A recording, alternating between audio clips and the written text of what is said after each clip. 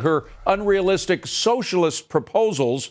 And according to recent estimates, her grand proposals will cost $100 trillion. Warren's socialist agenda includes the Green New Deal, universal child care, and slavery reparations. Joining me now is Gina Loudon, political analyst, author, and member of President Trump's Media Advisory Board, and Marc, Director of Strategic Communication for the Trump 2020 campaign, former press secretary to VP Pence. Good to see you both. Marc, let me start not with Liz Warren's economic plans, if you pardon the expression, but with the president, what the president has actually done with the economy. This economic report is incredible. He just tweeted out something about his economic efforts. He said, amazingly, CNN just released a poll at 71% saying the economy is in the best shape since 2001, 18 years. Wow, is CNN becoming a believer? What do you think of that? Well, the numbers are outstanding, and we're finally starting to see in the polls what the economists and the data has shown for so long. The low unemployment rate, rising wages, people are starting to feel more secure. But one of the biggest nuggets in that poll was that 42% of Americans, a plurality, said that they are better off financially now than they were 3 years ago. Only 15% said that they were worse off. So it shows that this economy is working for everyone. And that's going to be one of the key messages heading into 2020. And Gina, the only way, and I don't think even then you could buy into Liz Warren's solution, but the only way you could buy into a solution in quotes that costs $100 trillion of taxpayer money, and I don't know where you're going to get that, is if you believe the economy's absolutely in desperate shape. I mean, the worst shape, nothing compared to the Great Depression. I mean, even worse than that. And clearly Americans don't feel it so.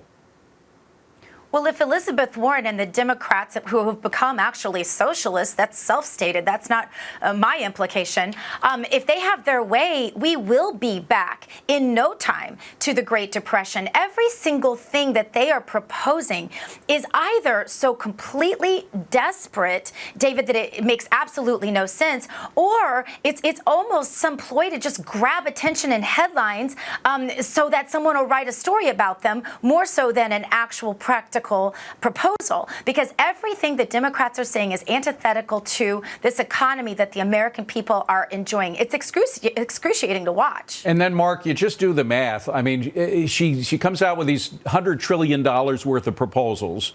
And then she says she's going to pay for it with a wealth tax. If you were to tax 100% of the wealthy in this country, you wouldn't get $1 trillion. You wouldn't even come close. So the point is that you've got $100 trillion here, $1 trillion to pay for $100 trillion. I mean, people can do the math. Americans know how to do the math. And when you break it down, just the Green New Deal, so not the additional $7 trillion she's proposing on top of the Green New Deal, it works out to about $5,000 a month coming out of every household's personal budget. I think most Americans out there would be shocked to look at their household monthly budget and then take $5,000 a month out of it. It's just unrealistic. It's not going to happen. And that's why this election's not just about the results we were talking about.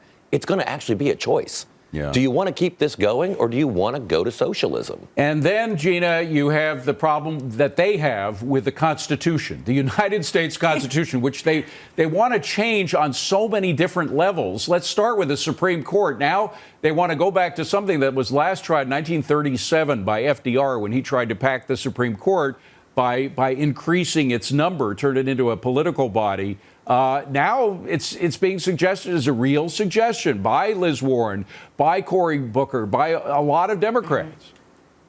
But it goes right along with all of their other desperate power grabs. David, nothing they're proposing is for the sake of the American people. Do you remember when the Democrats were the party of jobs and veterans? Remember that? This has all changed now. This is all a massive power grab and a massive vote grab with one basic underlying principle, and that is that Americans have decided they will no longer vote for Democrats, and the Democrats don't know what to do to ever win an election again, except to cheat or grab power away from the American people when it's unconstitutional. Well, they want to change the Constitution. That's just the point, Marc, is that they don't believe in the Constitution. They think that it's flawed on several different levels. First of all, with regard to the Supreme Court, the Electoral College, of course, is part of it.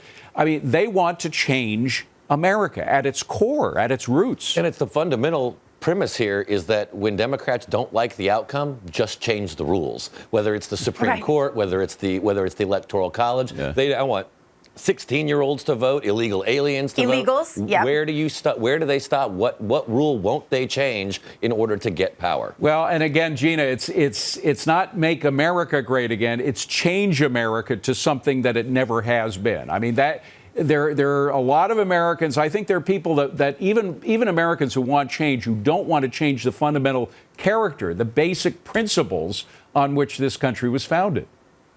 But this is exactly why, people are going to vote their pocketbooks, David, when it all comes down to it, as long as they feel safe, which they feel safer than they've ever felt under this president, and as long as they have jobs and can provide for their families, those are the principles which they're going to vote, under which they're going to vote. And so everything the Democrats are proposing is a massive departure from everything that has been accomplished over the last couple of years. And so I don't see how the Democrats win unless they start to come up with some ideas that are not radical and that actually support the economy and the national security that we have established to this point. It's going to be something to see. Gina Loudon, Marc Lauder, great to see both of you. Thank you for coming in. Great Appreciate it. to see you.